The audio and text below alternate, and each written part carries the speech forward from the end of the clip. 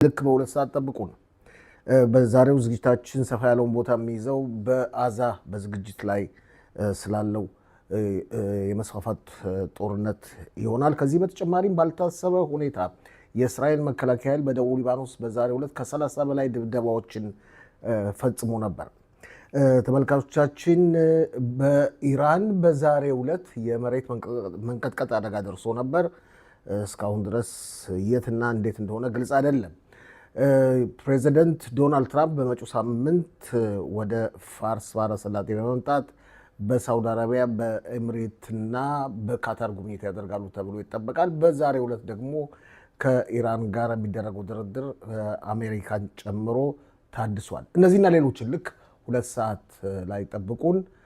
ከዚህ በተጨማሪም ከውጭ ጉዳይ ሚኒስትር ጊዶን ሳር ጋር ያደረግነው ውይይት አለ ከኢትዮጵያ ከተመለሱ በኋላ። ይህንንና ሌሎችን ሼር